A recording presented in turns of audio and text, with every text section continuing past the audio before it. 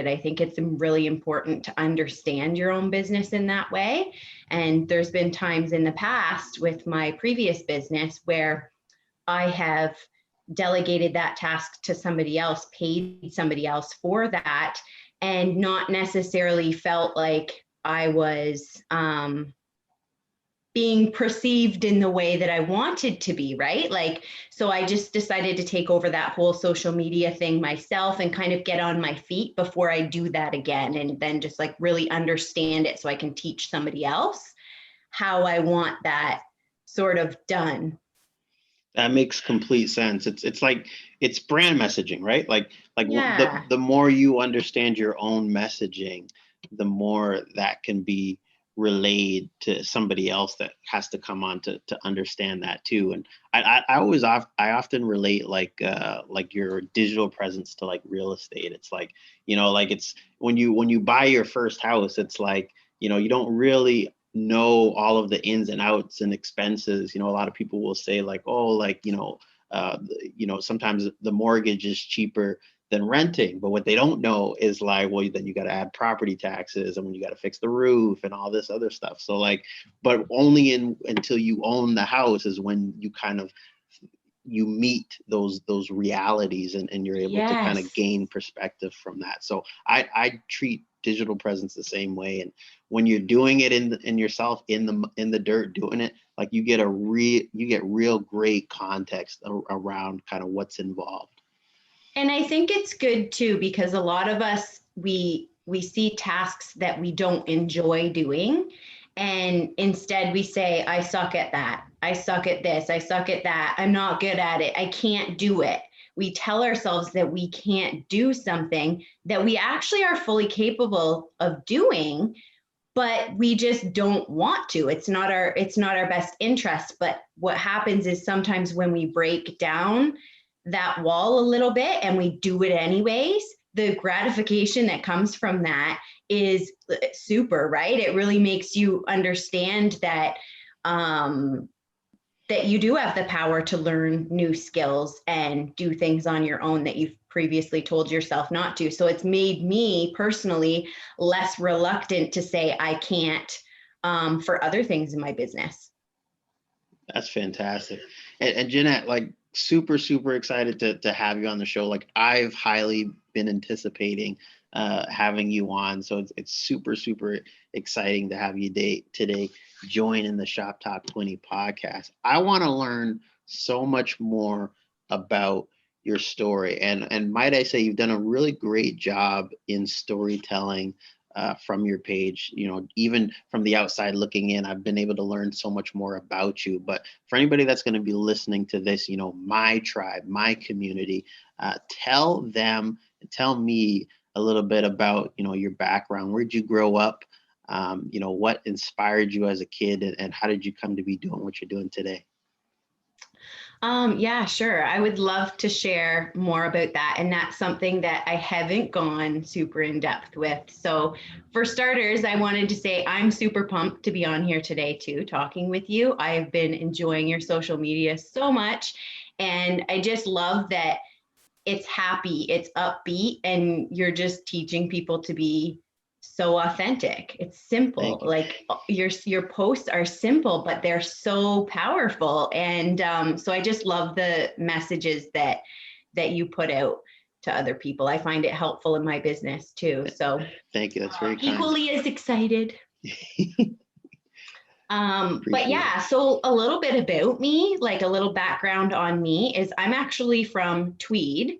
I'm a Tweed girl. I grew up in the country, on the river, doing a lot of tomboy type stuff, to be honest with you, out in the middle of nowhere, basically. And as I grew up, I decided that I wanted to become a makeup artist. So I started working in some salons doing co-op work, and that led to, okay, well, if I was going to do makeup, I was going to do aesthetics.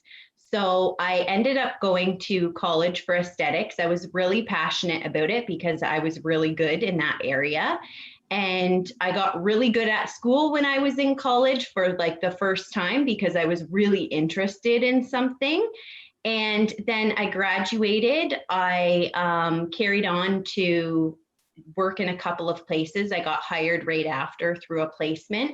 And I worked at a couple local places in Belleville, moved to Belleville, and I like enjoyed that so much. I never ever considered having my own business, to be honest.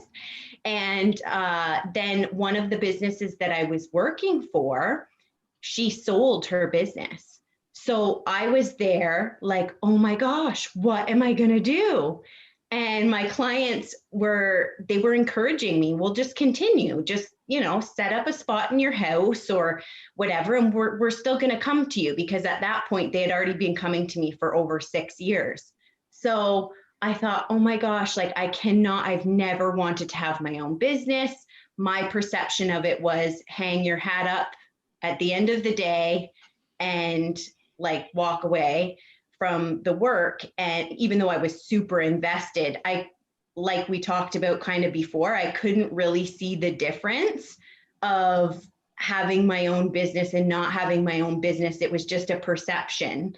And so I started my own business, and I instantly fell in love with having my own business. And I realized that it was actually a lot easier on me on the inside, like anxiety wise and taking on other people's energies and things like that. It was so much more calm and chill and easy to do. And I felt like I could be more passionate about my work and more connected with my clients. And so it was a blessing in disguise for sure. And then what happened was I decided to change my business a couple years back. So for 15 years, I did aesthetics. 8 of those years was my own business. And so a couple years ago, I decided that I was going to start to change my business a little bit, because I felt super passionate about continuing to connect with these people. A lot of them I had had in my life for that whole 15 years. And I thought, how special is it to me to have these connections where I can help people and they're talking to me about certain things. And I have had a pretty traumatic situation in my life happen 11 years ago. It was a life-threatening situation. I was pretty much being stalked and didn't have any help.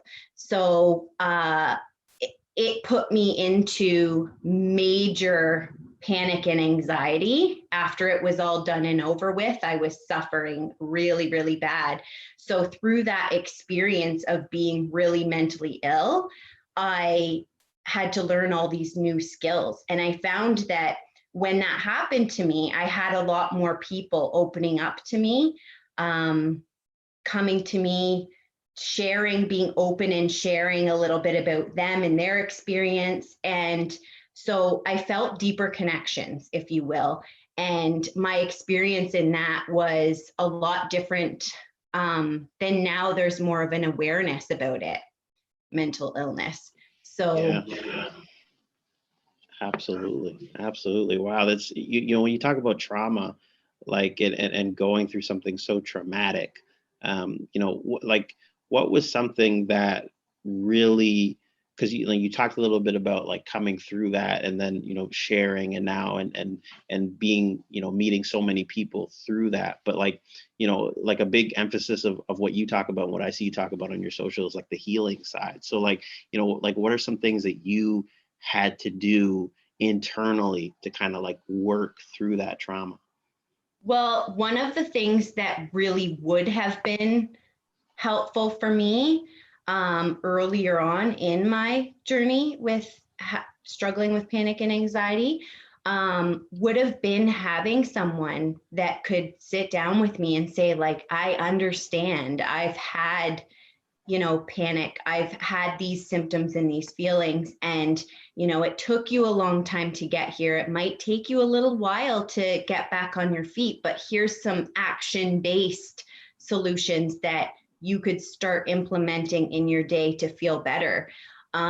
feeling like I had anybody to connect with what I was going through at the time. Like, yes, there's people in the field that they're counselors or they're therapists, and that's helpful. And I think it's very important for people to have therapy, don't get me wrong, but to have somebody really truly understand. I remember saying to a counselor, like, am I supposed to be throwing up all of the time?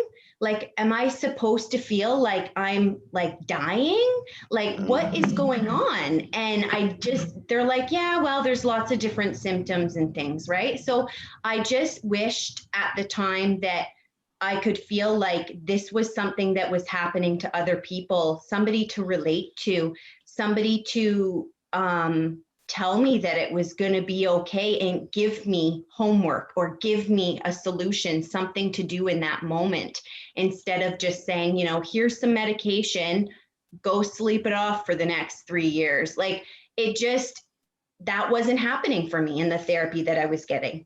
And so when I found that energy healing side of it, I was desperate to start implementing any solutions. And I had already been doing, like, you know, some research and things like that, because I was desperate to feel better.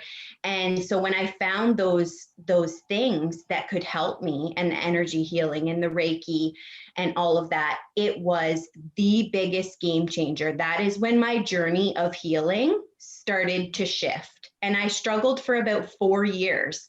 And I wasn't lazy about my struggle. I didn't sit there and just feel sorry for myself. I was constantly listening to different meditations, fear, hypnosis type of things. I was making myself go for walks and eat healthier. I was looking up what foods could be more triggering for anxiety. I was trying to do my best, but things did not start to shift until I made that change. So I deeply feel so passionate about being able to offer that to other people, because I look around and see people suffering all of the time. And I feel like a lot of them are told that, yeah, well, everybody has mental illness and anxiety and panic, and, you know, there's solution 1, 2, or 3, but there's a lot more that we can do. And there's a lot more that we can change within ourselves to help that shift and to help us ourselves feel better. Wow, you've brought up so much, and so many, you know, true points around, you know, how this really affects people, and, you know, the lack of you know, right help.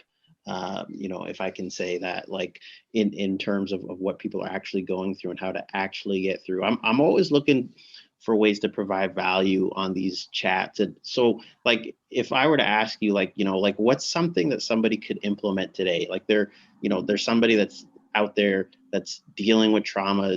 You know, it's in their inner being. It's there. You know, they can't fake it. It's happening to them right now. You know, what would you suggest to somebody that's in that spot? What's a great resource, or something that they could do today to start the change that they need in order to be able to thrive again in their lives? I'm going to give you a really simple tool that I have used, and I've literally been using this for years. Some of the signs that pop up when I know that I need to get grounded are feeling all over the place, feeling like, oh my gosh, I have so many things to do. Where do I start? What do I do? I'm just exhausted. I can't even start.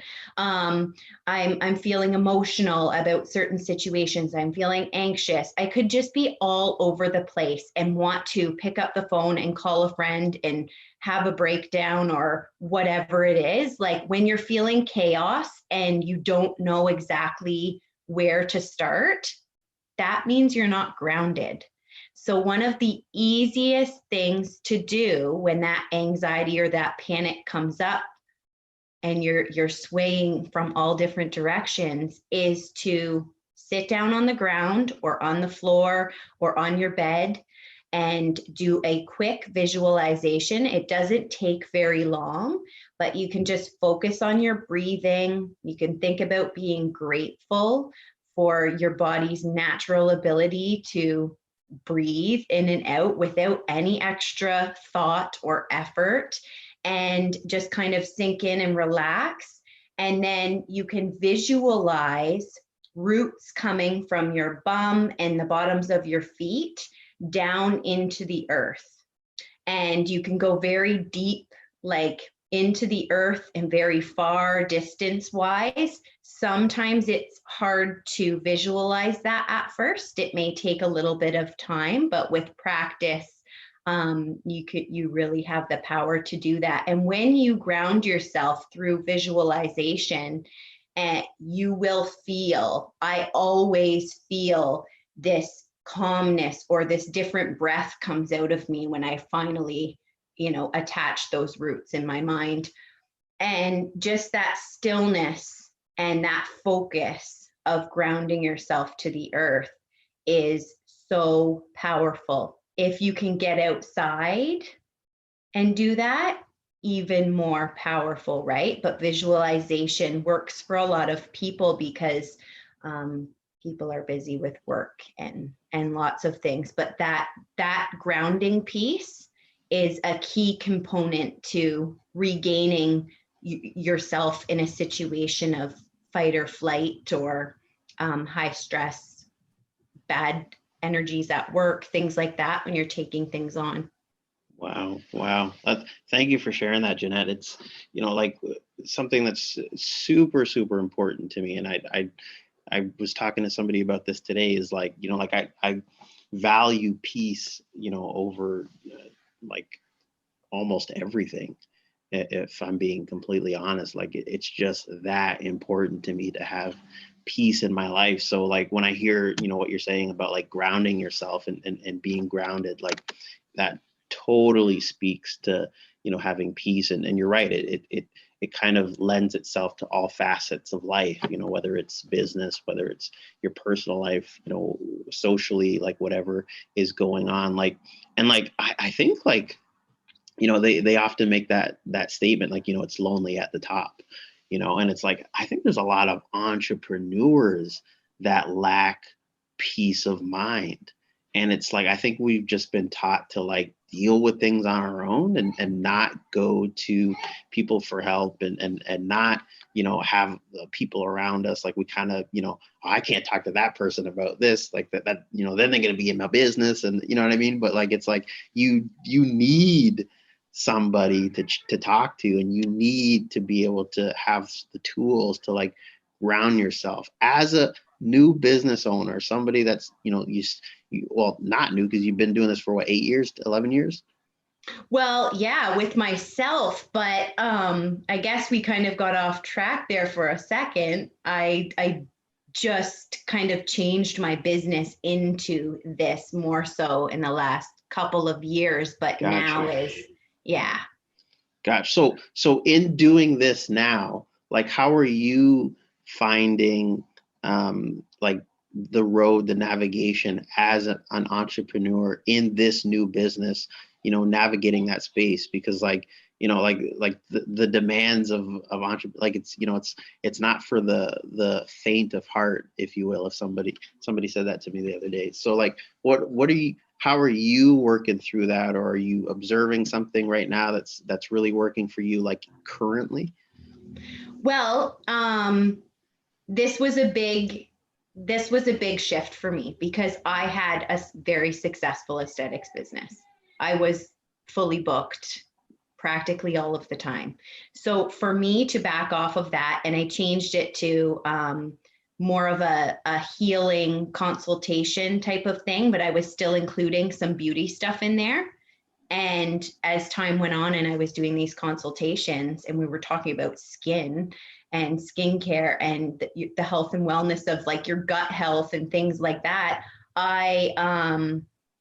it turned out that we ended up talking about what's stressing you out, what's coming up for you that is causing you to have, maybe some emotions that are affecting your hormones that then are affecting your skin, your gut health, all of these things, right? Well, all of those things do go in correlation with one another.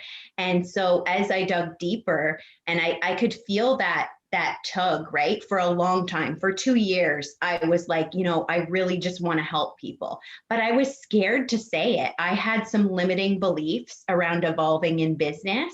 I had some guilt around, okay, Jenet, you have a successful business. Why would you change it and disappoint your clients and not be there for your clients in the way that you're already servicing them? You've done well. Why would you take that away and restart? I had some things coming up about that really,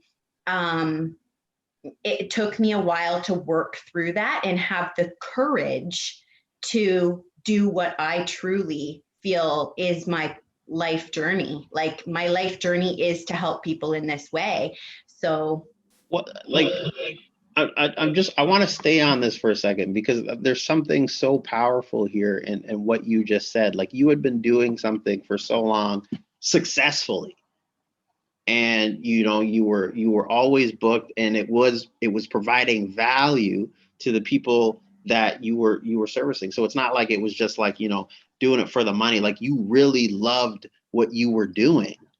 And then to find a new love, a new passion, as you evolve as a human. And I think this is great that we're chatting about this, because it's something that's been on my mind and I'm having in other conversations, which is like, there are freedoms that come with evolving as a human.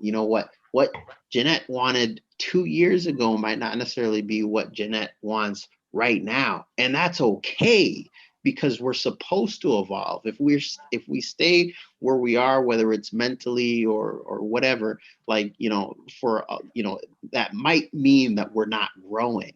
So I get excited when I hear you talk about, like, because like that must have been scary, because it's not like it was like, there's so many people that they're scared to leave the job they hate. Right? yes. Like they hate their job and they're afraid to leave that. So it's like, they couldn't even imagine leaving something they love for something else that they love even more. Talk to that and how scary that was and what you had to overcome, because that's a huge limiting belief for people, I think. You are so spot on. And what happened was my passion for makeup and aesthetics and the services.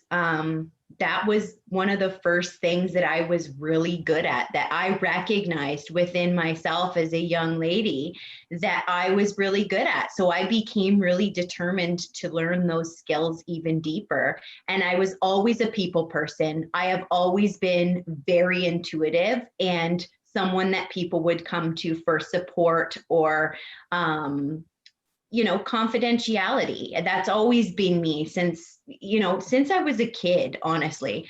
You could even ask my parents that. And so I had those skills and I had those things, but it wasn't highlighted. What was highlighted was the aesthetics piece, was the physical way that I was able to be good at offering a service. And so when it came to the point where I started to recognize that I was highly connected with my clients and that we would be sharing things that were pretty personal with one another, and I wanted to help them, and I found myself helping them already through talking just in the services, right? Saying, I've actually been through something similar. Here's some key things that worked for me. When I recognized that, okay, I don't need to do pedicures, manicures, and waxing in order to have that connection with people and still help people in that way. And that what was driving me along into my journey. And so the fear for me was it was connected to, I never thought was going to have a business, and I was lucky enough to be successful even though I never thought I could have a business. Am I going to be getting bad karma or whatever by letting these people down that have really been my community and helped me run a successful business. I felt so much guilt in that, if you will, to switch things up. Like, yeah, but they want their pedicure, and yes, I can offer more, and that's going to require me to get new clients, but, they've supported me, and now I'm going to go change things up. Like, it just felt like you're lucky. Like, why would you ruin that on your own, on yourself? But it is exactly what you said. It is a limiting belief. At some point in my life, and I can remember several times, I was told, like many of us, that you're lucky to get a job. You're lucky to keep a job, and that business is hard. And if you have your own business, you're going to have to work really, really hard in order to be successful. And when you have that success, you stick with it.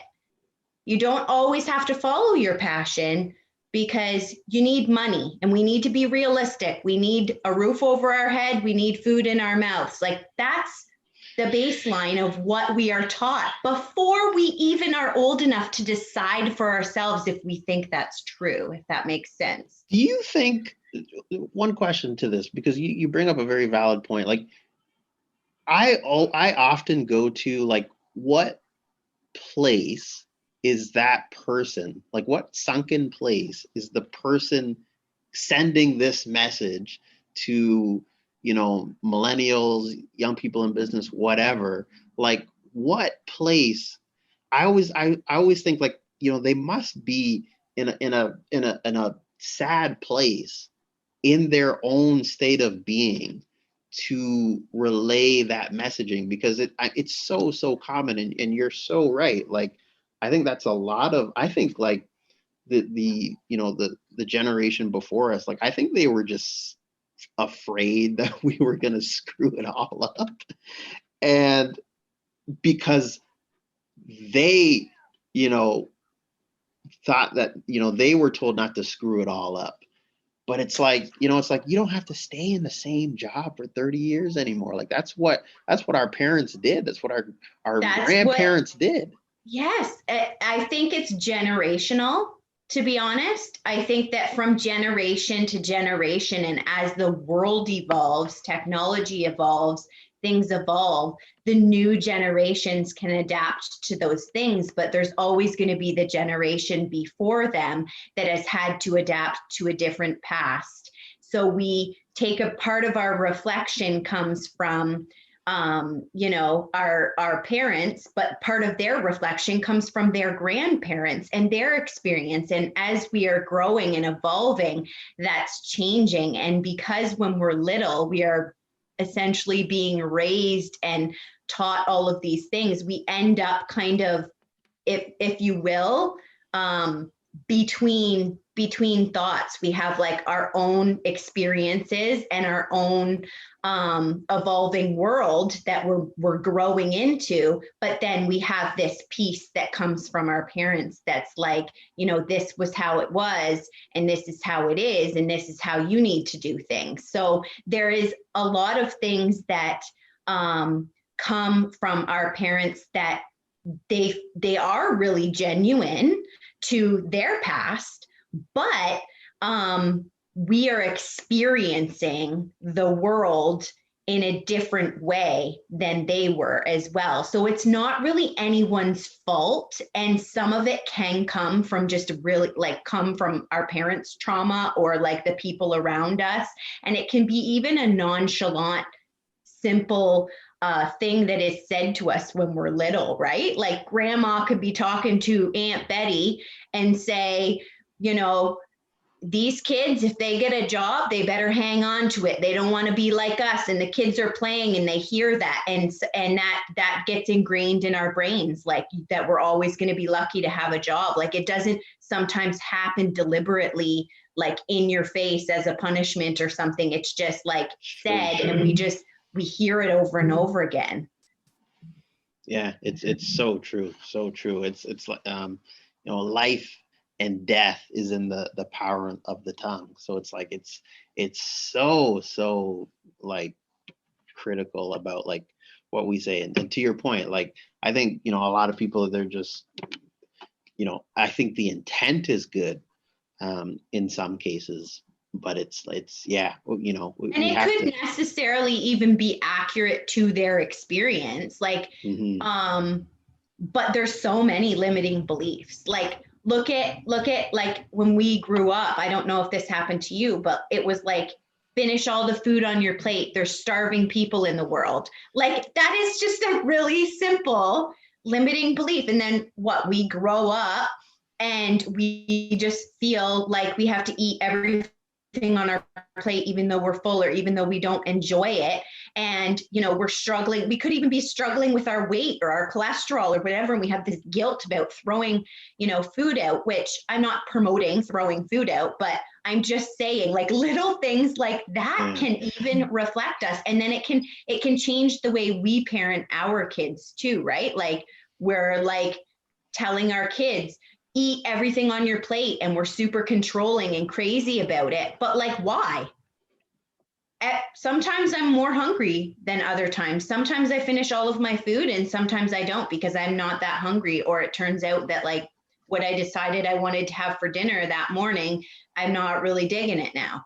You know what I mean? And so like kids are like that too, but we're so restricted by our limiting beliefs.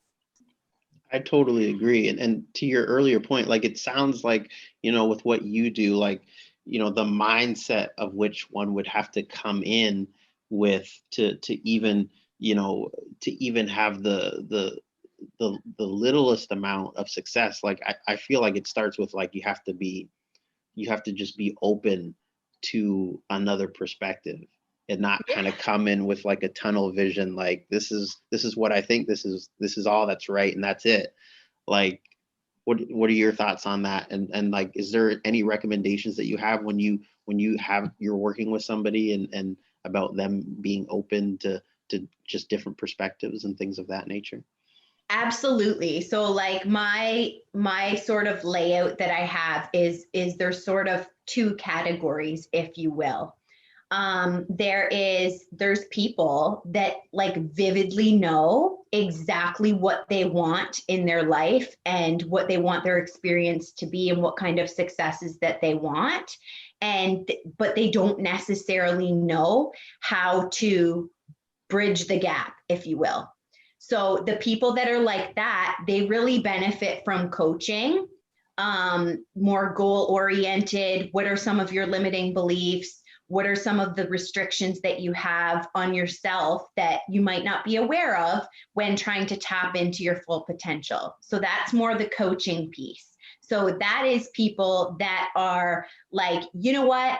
I know what I want and I want to get there and I'm super driven. Help me out. And then you have people in the other category. Those are the people that are struggling with anxiety, maybe the physical effects of mental illness. They're feeling lost. They're feeling alone. They're feeling how I was feeling at a certain time in my life, and they could get to a point where they're feeling desperate, like I was. Like nobody likes feeling like that and experiencing that. And it really affects every relationship, every other person in your life. And there's a lot of guilt that sits within that. It is very, very low on the pyramid of how you're feeling, right? Like guilt is one of the lowest things. So when there's people like that, then it's easy to start incorporating things by action-based solutions, and then we can get into it more. Once the person is feeling a little bit better and they have some tools in their toolbox, if you will, to help themselves with the symptoms of that, what happens is they then want to experiment with learning more and breaking down some of the restrictions that may be causing that, maybe working on rewiring their brain and their thoughts to be more positive and help them to create their reality. Because realistically, what happens is our thoughts do create our reality. And I say all the time, what we think about, we bring about. And Oh, I so, like that. yeah, what Say we that think again for the we bring people listening. about. Yeah. And so when we get into that type of thing, when you can feel the slightest bit of relief, when you're dealing with mental illness, and the side effects of that are just not feeling well, being unwell, experiencing, even people that are experiencing physical pain for different reasons. The Reiki and stuff can be really good for healing that. Once they see the benefits of that, then we can move into the other pieces, like what you think about is what you bring about, and all of that kind of stuff. And then there's some people that aren't reaching out because they're desperate to even have action-based solutions. They are simply like, I'm struggling. I don't want to talk about it. What can I do? Reiki. I can do Reiki distance healing sessions at any given time from any place, because energy is not restricted by time or space. So I have my Reiki level 2, and I can provide people with that healing session from anywhere at any time without a big detailed conversation. It just happens, and that can benefit the person's health, their pain, their struggles, like basically anything. It can heal. So there are the 3 different categories that I believe anybody could fit into.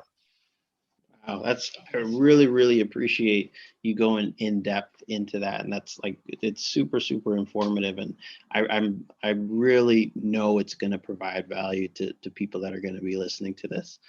Jenet, I want to move to a topic I love to chat about, and it allows me to get to know a little bit more about you and kind of what you're thinking from a future perspective. This is the segment of the show I always love, which is like it's the dreamer segment, really, where we just talk about um, Jenet, like 5, 10 years, 20 years down the road, like what in your mind right now, in your inner being, do you see for yourself? What are you hoping to achieve, and what do you think your life and what you do looks like excuse me, 5 to 10 years from now, out of curiosity? Okay. So I when I think about my future, I do a little bit of visualization and thinking about my future. I think about, like, I see happy people.